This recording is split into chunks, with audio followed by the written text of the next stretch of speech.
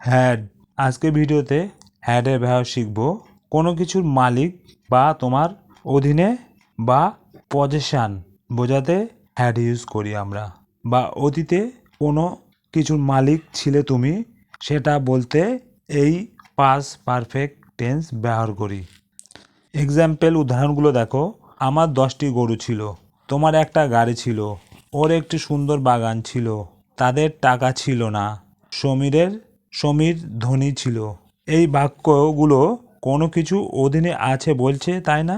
এখানে সকল প্রকার সাবজেক্ট এর সাথে হ্যাড বসে। তোমাকে অন্য টেন্সের মতন চিন্তা করতে হবে না যে I, we, you, he, she, it, Ram, Jadu, Tapan সবার পরে হ্যাড বসে। আমার 10টি গরু ছিল, তাহলে আমার জন্য আই হবে, তারপর হ্যাড বসবে, তারপর 10টি গরু টেন্স কাপ হবে। এরকম গঠন হয়। অতীতে আমার 10টি গরু ছিল, বর্তমানে এখন একটা গরু নাও থাকতে পারে, আমি সবগুলো হয় বিক্রি করে দিয়েছি। এই রকম অতীতে ছিল বোঝাতে হ্যাড ব্যবহার করি।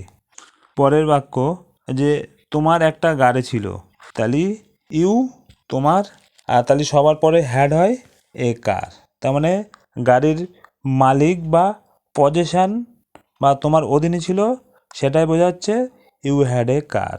ওর একটি সুন্দর বাগান ছিল, তাহলে she had a lovely garden.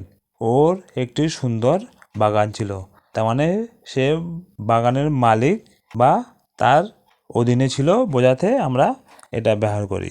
তাদের টাকা ছিল না, দে হ্যাড নো মানি। এখানে একটু বোঝার বিষয় আছে, নেগেটিভ বলার সময় তাদের অতীতে কোনো টাকা ছিল না সেই কথা বলছে।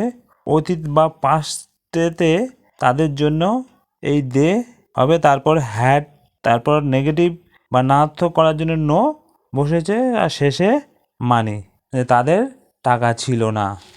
সমীর ধনী ছিল, সমীর হ্যাড রিচ। তেমনি সমীর অতীতে সে ধনী ব্যক্তি ছিল, আর বর্তমানে এখন সে ধনী নাও থাকতে পারে, সে এখন হয়তো সাধারণ মানুষ বা গরিব হয়ে গেছে, এরকম বোঝাচ্ছে। আমরা এখানে হ্যাড পাস্টের কথা বলছি।